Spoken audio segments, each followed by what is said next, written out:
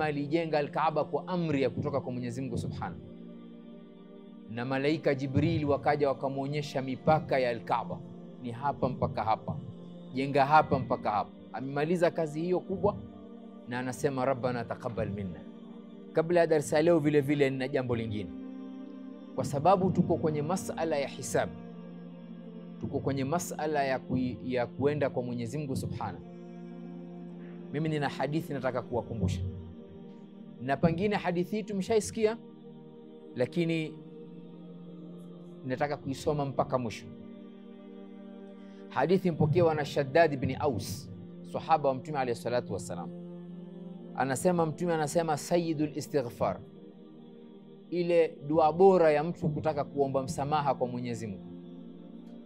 Sisi tunajua tunaomba msamaha, lakini Mtume anasema sayyidul istighfar, dua bora ya kuomba msamaha kwa Mwenyezi Mungu, an yaqula al-abd, ni mtu aseme Allahumma anta rabbi la ilaha illa ant khalaqtani wa ana abduk wa ana ala ahdika wa wa'dika mastata'at a'udhu bika min sharri ma sana'at abu'u laka bi ni'matika alayya wa abu'u bi dhanbi faghfir li fa innahu la yaghfiru dhunuba illa ant. Hii ndio sayyidul istighfar. Mtu akisoma dua hiyo, basi kuna uwezekano mkubwa akasamehewa madhambi yake. Lakini Mtume anasema mwenye kuisema dua hii asubuhi akafariki ile siku yake, dakhala aljanna, ataingia peponi.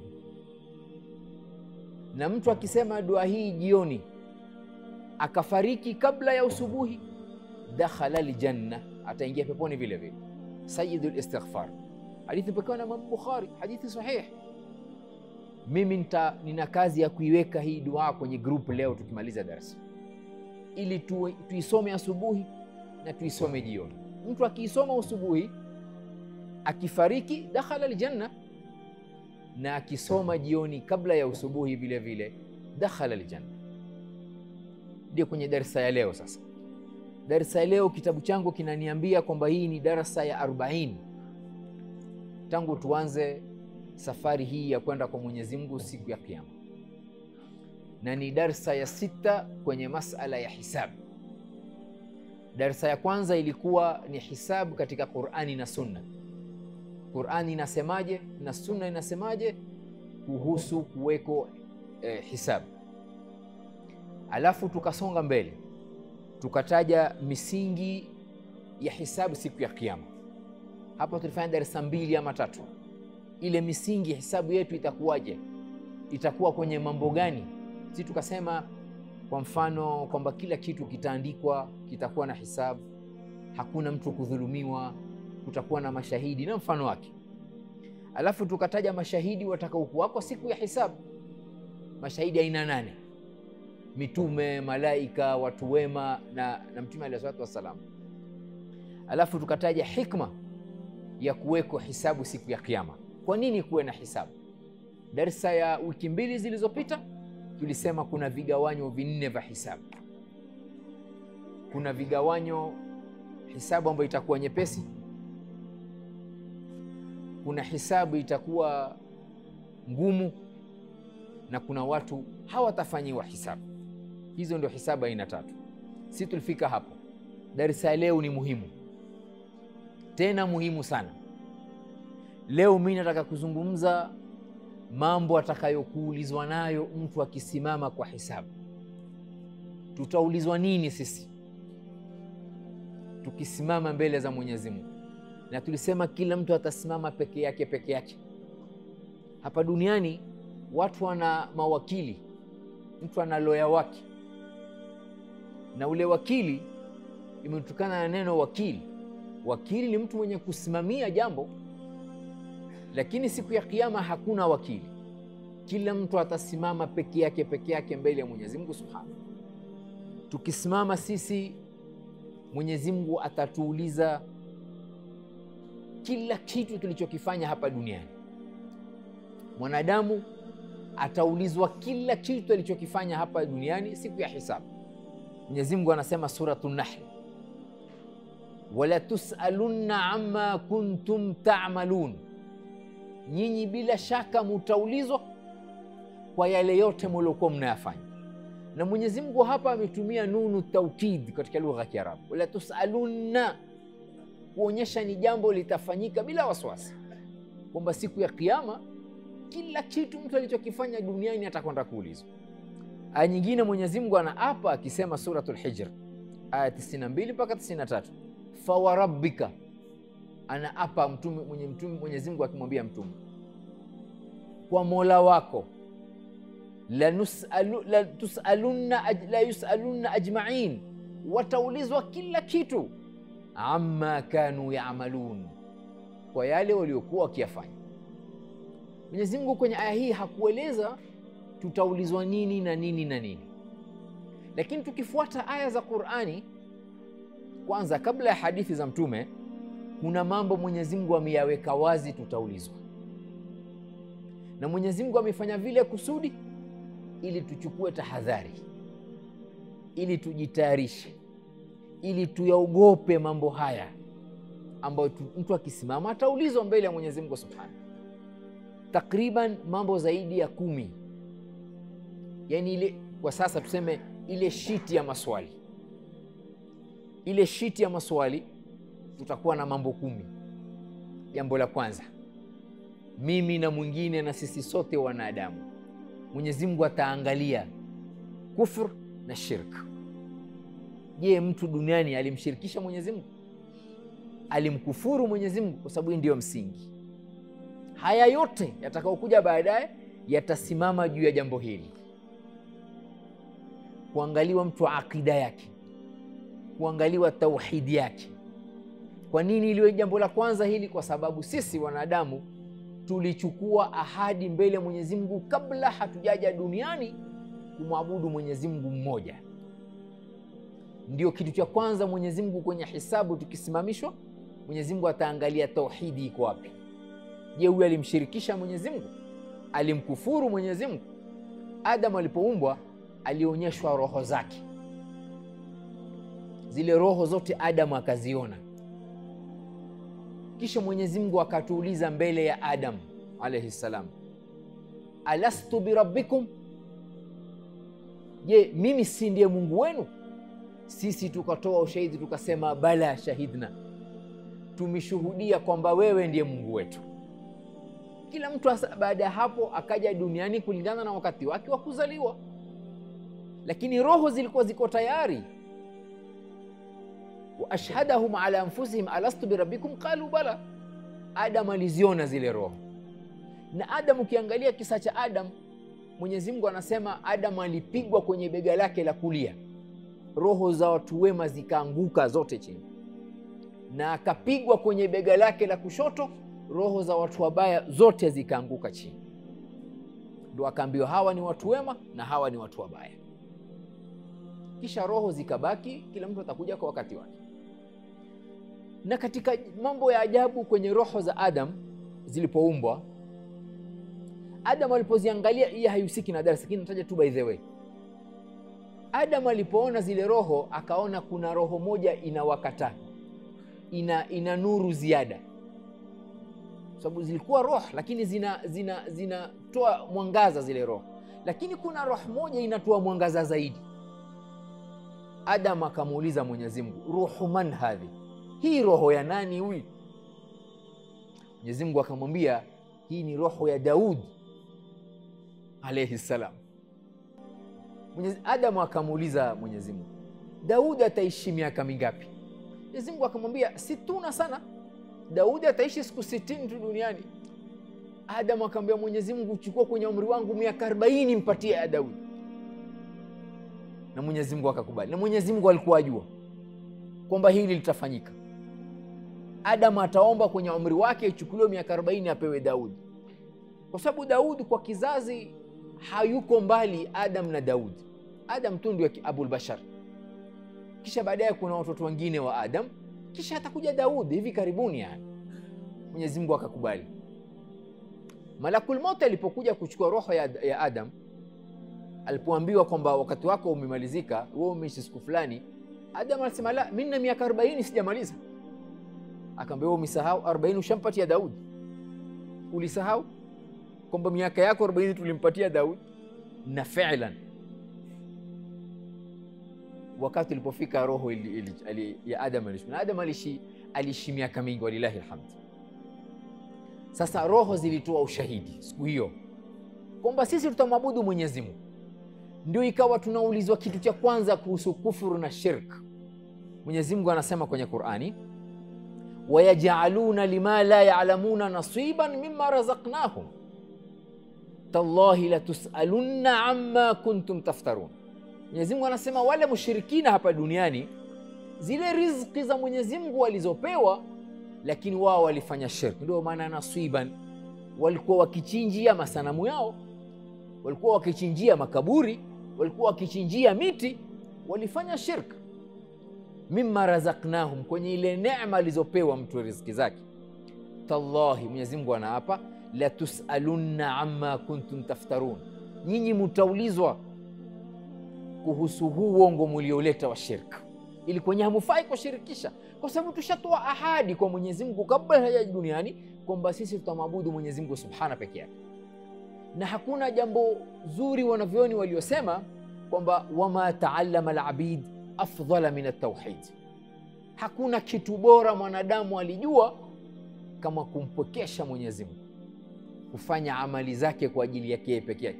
Walilahi alhamdi, sisi Waislamu hatumshirikishi Mwenyezi Mungu, walilahi alhamdi. Lakini kuna wangapi kule nje wanamshirikisha Mwenyezi Mungu? Wahum yahsabuna annahum yuhsinuna sun'a, lakini wao wanadhani wako kwenye dini ya haki, lakini wallahi mushrikina kafirin. Ndio tulipozungumza jina la Mwenyezi Mungu Al-Hadi, kwamba Mwenyezi Mungu anaongoza. Mwenyezi Mungu anaongoza mara mbili.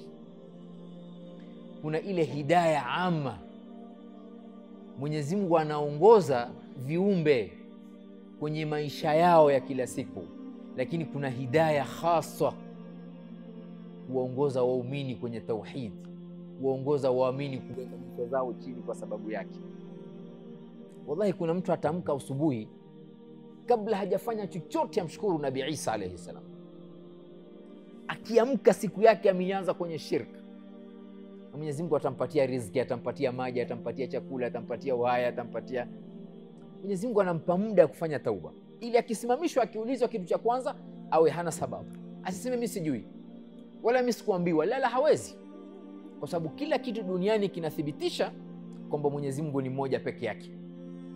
Mimi inshallah Mwenyezi Mungu akijalia umri na afya siku za usoni, nataka kuzungumza masala ya tauhid, tuiweke wazi, tuichambue tauhid ni vipi. Kwa sababu kuna mtu anaweza kufanya mambo yeye akaona ni muwahid, kumbe hampwekeshi Mwenyezi Mungu. Mwenyezi Mungu anasema kwenye Qur'ani, wama yu'minu aktharum billah illa wahum mushrikun. Wao wanaona ni waumini illa wahum mushrikun, wanafanya shirki bila kujua. Tutakuja kuelezana baadaye. Jambo la pili, kabla jambo la pili, Mwenyezi Mungu anasema kwenye Qur'ani vile vile suratu Shuara, waqila lahum, watu wataambiwa, aina ma kuntum ta'budun, wako wapi wale mlikuwa mkiwaabudu duniani, min dunillah, asiokuwa Mwenyezi Mungu, hali yansurunakum, je wataweza kuwasaidia leo siku ya kiyama, au yantasirun, au wao wataweza kujisaidia? Hawawezi. Yale masanamu ni hapa hapa duniani, ile shirki ni hapa hapa duniani, kule mambo ni mengine. Mwenyezi Mungu anasema suratul Qasas aya 74, wa yauma yunadihim, siku watu wataitwa, fayaqul, Mwenyezi Mungu atawaambia, aina shurakai alladhina kuntum tazumun, wako wapi wale watu wengine mlionishirikisha mimi na wao, mlikuwa mkidai wa miungu, wako wapi? Hawana mahali pa kukimbilia. Hizi ni aya kuonyesha kwamba kitu cha kwanza tutaulizwa sisi ni masala ya tauhid. Jambo la pili tutaulizwa siku ya kiyama, tukisimama litaangaliwa kadhibuhum fi haqqi almalaika, kuhusu malaika. Mtu ataangaliwa, ataulizwa imani yake na malaika iko vipi, kwa sababu kwenye nguzo za imani iko wa malaikatihi Na malaika tukisimamishwa, tutaulizwa malaika, tuliamini vipi kuhusu malaika? Mwenyezi Mungu anasema kwenye suratu Zukhruf aya 19, waja'alu almalaika alladhina hum ibadur rahmani inathan. Kuna watu wanaamini kwamba wale malaika ambao ni ibadur rahman, ni waja wa Mwenyezi Mungu, waliwafanya ni wanawake, inathan. Wakiamini wa malaika ni viumbe wanawake wa Mwenyezi Mungu. Mwenyezi Mungu anauliza swali, ashahidu khalqahum, washaona wakiumbwa, washashuhudia malaika wakiumbwa ndio waseme ni wanawake? Satuktabu shahadatuhum, huu ushahidi wao wa uongo utaandikwa. Wayusalun, na watakwenda kuulizwa.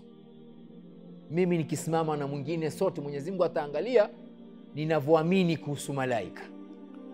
Tunafaa kusoma kuhusu malaika. Sasa kuamini tu wa malaikati hii haitoshi, lazima tusome kuhusu wa malaikati hii, kwa sababu hapo kuna ilmu pana sana ya malaika. Tuwajue kwamba kuna malaika kazi zao ni hizi, na kuna malaika wanajulikana, na kuna malaika hawajulikani, na mfano. Na malaika ni viumbe wakubwa sana, ni viumbe ambao kwamba Mwenyezi Mungu ameapa na wao kwa utukufu wao. Sisi tunasoma kwenye Qur'ani, waswafati safa, wale ni malaika wamepiga safu. Hapa tu wingu wa kwanza hapa, waswafati safa ni malaika wako wingu wa kwanza hapa. As-samau dunia, kazi yao wao ni kumwabudu tu Mwenyezi Mungu. Na kiyama kikisimama watasema subhanak ma abadnaka haqqa ibadatika, umetukuka wewe ya Rabb, hatuja kuabudu inavyotakikana. Malaika watasema hivyo, subhanak ma abadnaka haqqa ibadatika. Kazi yao ni hiyo tu, kumwabudu Mwenyezi Mungu subhana. Sisi mpaka tuangalie imani yetu ya malaika iko wapi. Kama tulivyoona masala ya hisabu wal yaumil akhir, vile vile tunafaa tujue wa malaikati hii imekaa wapi.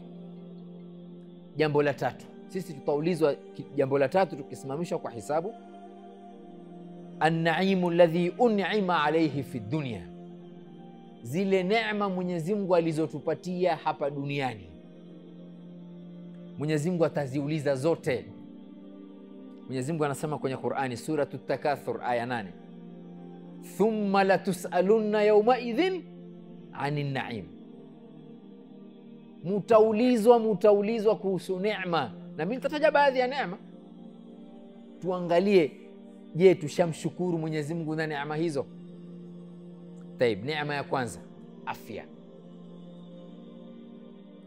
Hakuna neema kama neema ya afya. Wallahi, afya ni neema kubwa sana.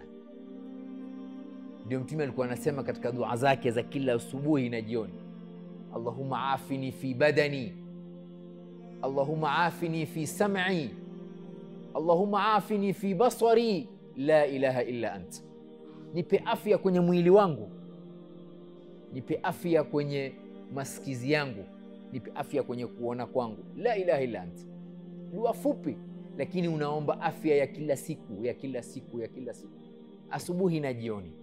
Ni wangapi leo ni wagonjwa? Ni wangapi watakuwa wagonjwa usiku? Elimu ya ghaibu ya Mwenyezi Mungu.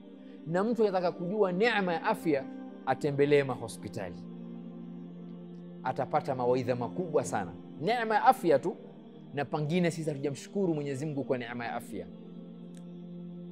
Kuna mtu ananunua oxygen, yuko hospitali anailipia.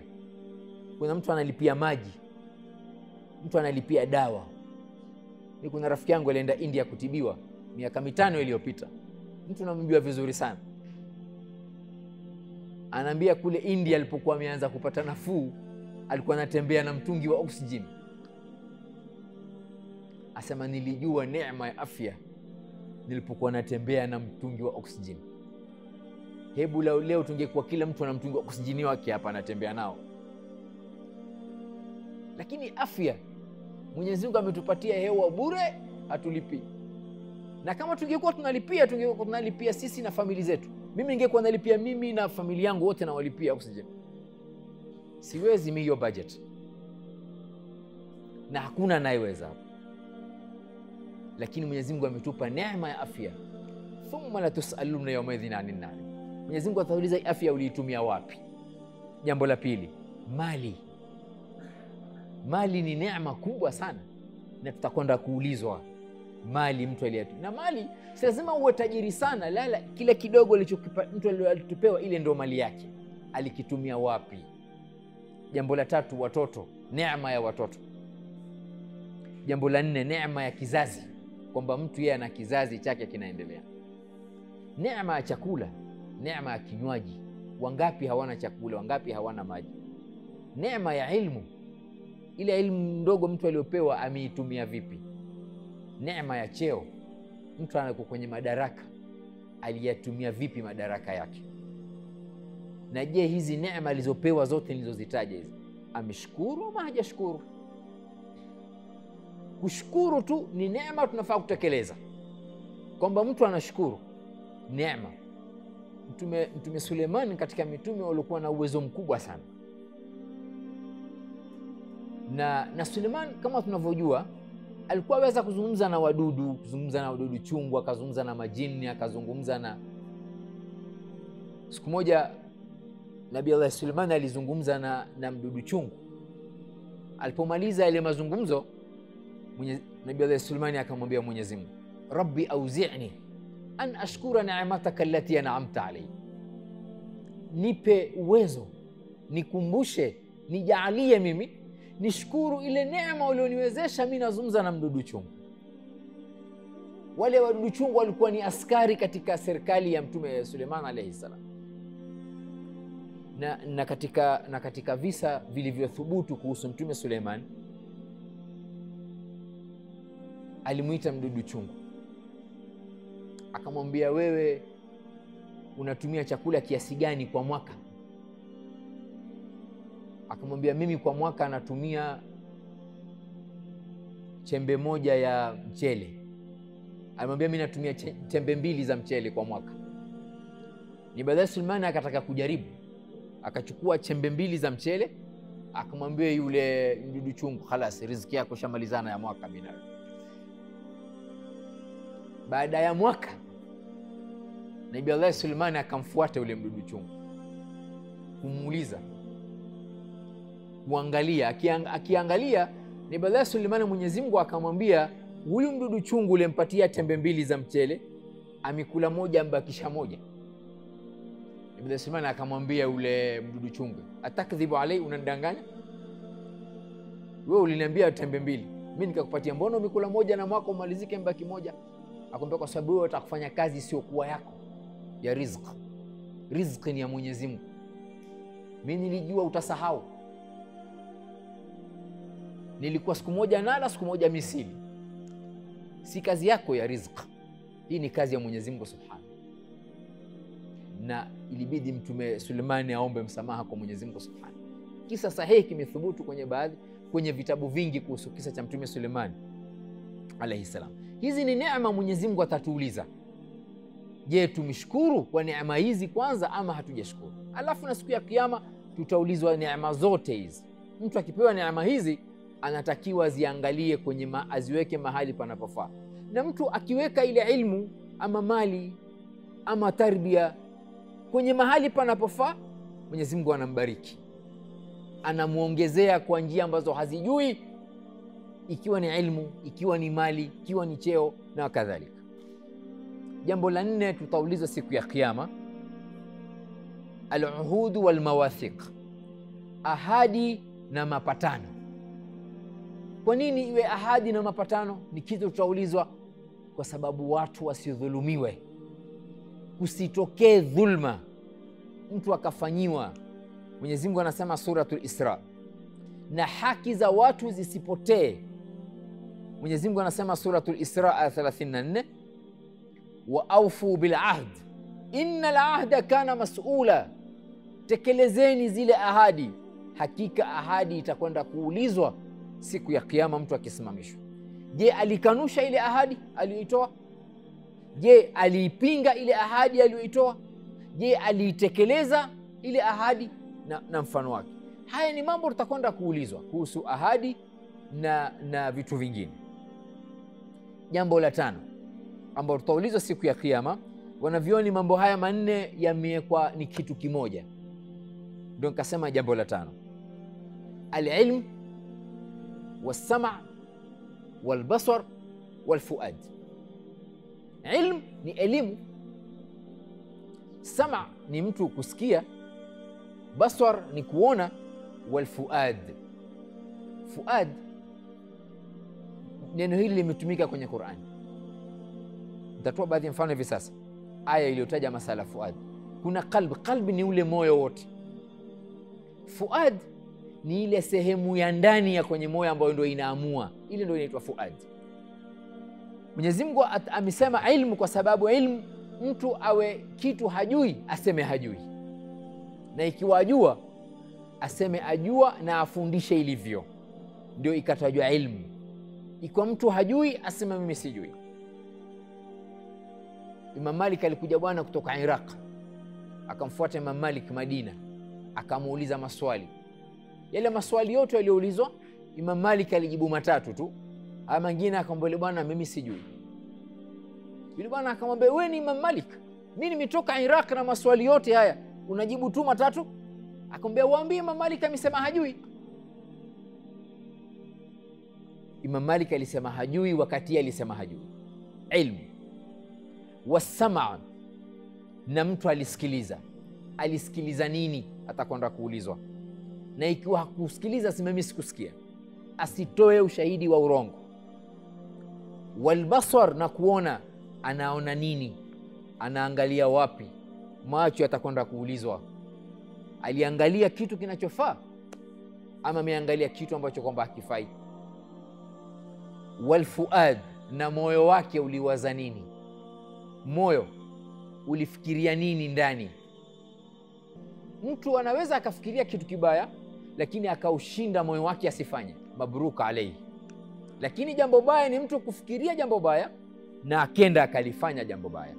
Mwenyezi Mungu anasema kwenye suratul Isra 36, wala taqfu ma laysa laka bihi ilm inna as-sam'a wal basara wal fuada kullu ulaika kana anhu mas'ula.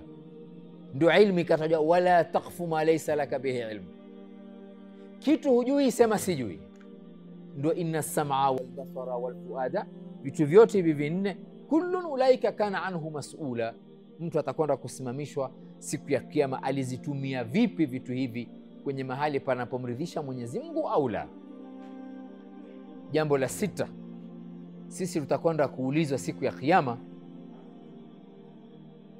wale watu waliowapoteza wenzao.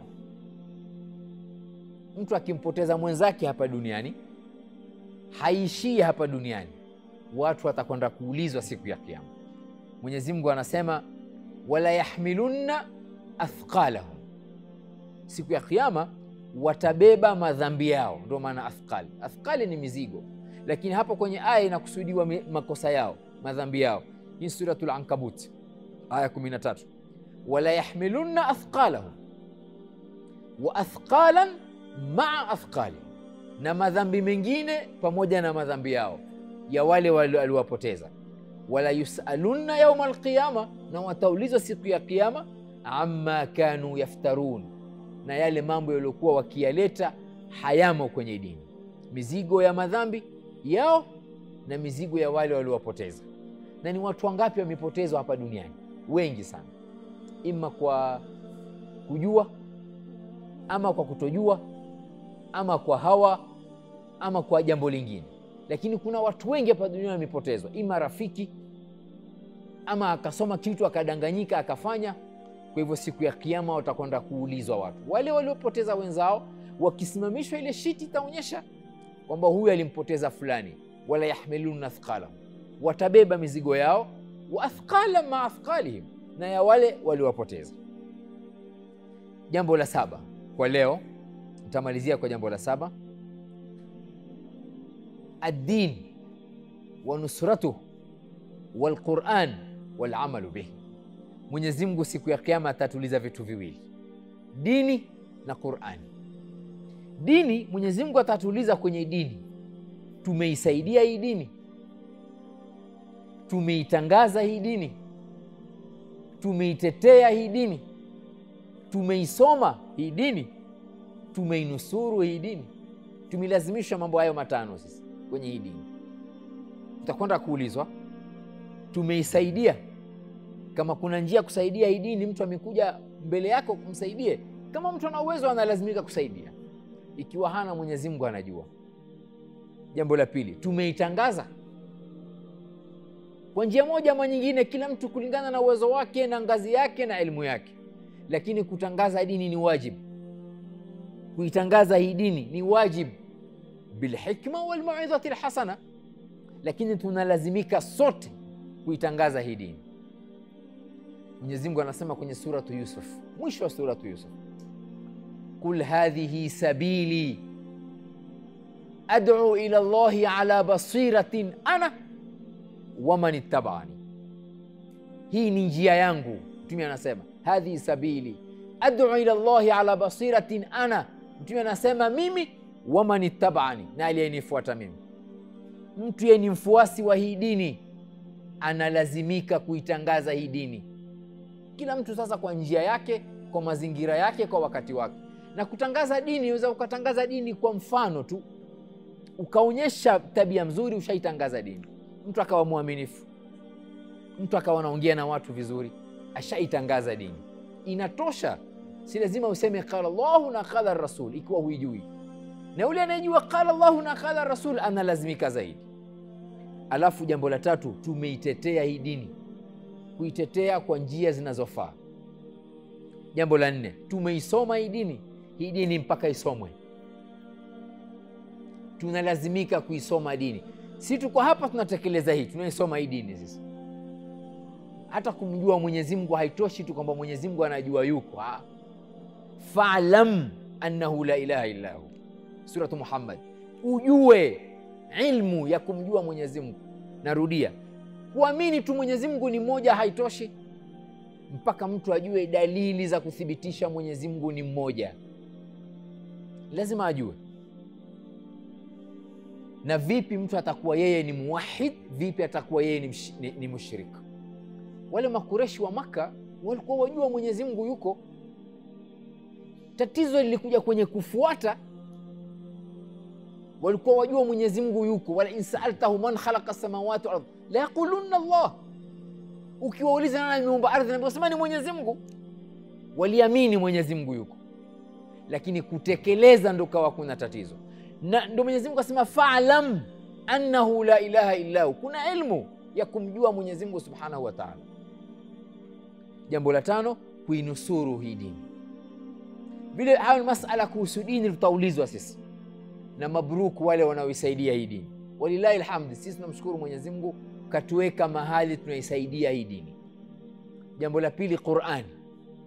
Mwenyezi Mungu atatuuliza kuhusu Qur'ani siku ya kiyama tukisimamishwa. Qur'ani Mwenyezi Mungu atatuuliza, tumeisoma? Leo hakuna sababu mtu hafai kusoma Qur'ani. Leo Qur'ani iko kwenye simu, tunatembea nayo. Wallahi alhamd, Ramadhani juzi tumesoma Qur'ani sana sisi. Mimi siseme mtu asome kama Ramadhani, inaweza kwamba shida. Sasa mazingira yamebadilika. Kila siku asome tu one page moja tu kila siku, ajiwekee uradi wa kusoma Qur'ani, na angalie Mwenyezi Mungu atakavyokumbariki katika maisha yake, nyumbani, kazini, barabarani na kadhalika. Awe anasoma tu Qur'ani, na atapata husnul khatima ikiwa anayesoma Qur'ani. Akishikilia kusoma Qur'ani, wallahi anapata husnul khatima akiwa kwenye Qur'ani. Kwa nini? Kwa sababu wanavyoni wanasema man aasha ala shay mata alayhi, aliyeishi kwenye kitu anakufa kwenye jambo hilo. Wa man mata ala shay bu'itha alayhi, na aliyekufa kwenye hali fulani atafufuka nayo. Mtu akizoea kusoma Qur'ani atafariki kwenye husnul khatima, anasoma Qur'ani, na akifufuka anafufuka anasoma Qur'ani. Kwa hivyo kwa kwanza Mwenyezi Mungu atatuuliza, tumeisoma Qur'ani? Jambo la pili, tumeifanyia kazi Qur'ani? Jambo la tatu, tumeitumia katika maisha yetu Qur'ani? Mambo haya matatu kwenye Qur'ani ya tuisome, tuifanyie kazi na tuitumie katika maisha yetu.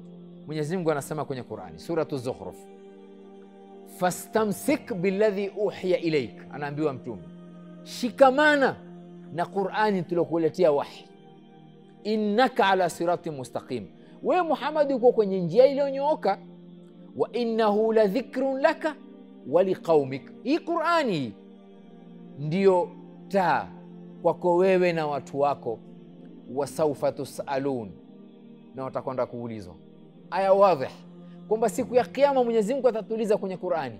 Mtu alisoma, alifanyia kazi, alizingatia, alitumia katika maisha yake. Na iko mtu hajui kusoma Qur'ani, anafaa afanye bidii atafute mtu akumsomesha. Atafute mtu akumsomesha. Leo watu husoma Ki-Chinese kwa sababu ndio lugha ya biashara. Na kwenye universities hizi kuna kozi ya Chinese iko kwenye CBC. Mashuleni watoto wadogo ukitaka unachuzi unasoma Ki-Chinese. Mtu anafaa ajifundishe kusoma Qur'ani. Atafute mwalimu amsomeshe Qur'ani kwa sababu tutakwenda kuulizwa. Aya Mwenyezi Mungu anasema wa innahu la dhikrun laka wa liqaumik wa sawfa tusalun, mtakwenda kuulizwa kuhusu masala ya Qur'ani. Na waulizeni wale wanaosoma Qur'ani kila siku, iko kwenye system yao. Ikiwa hasomi anajua kwamba kuna jambo mimi sijalifanya, anatafuta Qur'ani anasoma. Na ile baraka inayopatikana kwenye maisha ya mtu ikiwa yameshikamana na Qur'ani, baraka kubwa sana lau watu wengi kuwa wanajua masala ya Qur'ani. Na juzi tumetoka kwenye mwezi wa Ramadhani, sasa tunafaa tuendelee na masala ya kusoma Qur'ani. Kwa sababu ya wakati mimi nasimama hapa leo, Ijumaa itakayokufuata inshallah taala tutazungumza kuhusu jambo la 8 ambalo tutaulizwa na Mwenyezi Mungu Subhanahu wa Ta'ala. Jambo la kwanza tu nitaje kwa ufupi. Mwenyezi Mungu ataangalia tauhidi iko wapi. Na je, mtu alimshirikisha Mwenyezi Mungu ama alimkufurisha Mwenyezi Mungu? Jambo la pili, tukisimamishwa kwa hisabu, Mwenyezi Mungu ataangalia imani yetu na malaika ilikuwa wapi hapa duniani. Jambo la tatu, neema tulizozitaja Mwenyezi Mungu atakwenda kutuuliza. Jambo la 4, zile ahadi na mapatano tuliyofanya duniani tulitekeleza ama la? Jambo la 6, jambo la 5, ilmu, kusikia, kuona na moyo. Mwenyezi Mungu atakwenda kutuuliza. Jambo la 6, Mwenyezi Mungu atauliza wale watu ambao kwamba waliwapoteza wenzao, kwa nini waliwapoteza, na watabebeshwa madhambi yao. Na jambo la 7, Mwenyezi Mungu atatuuliza kuhusu dini na Qur'ani. Inshallah wiki inayofuata tutaendelea na jambo la 8. ربنا تقبل منا إنك أنت السميع العليم وتب علينا إنك أنت التواب الرحيم. ربنا لا تزغ قلوبنا بعد إذ هديتنا وهب لنا من لدنك رحمة إنك أنت الوهاب. اللهم حسبنا حسابا يسيرا، اللهم حسبنا حسابا يسيرا، اللهم حسبنا حسابا يسيرا. اللهم اغفر للمؤمنين والمؤمنات والمسلمين والمسلمات الأحياء منهم والأموات. ربنا آتنا في الدنيا حسنة وفي الآخرة حسنة وقنا عذاب النار. سبحانك اللهم بحمدك، أشهد أن لا إله إلا أنت، أستغفرك وأتوب إليك.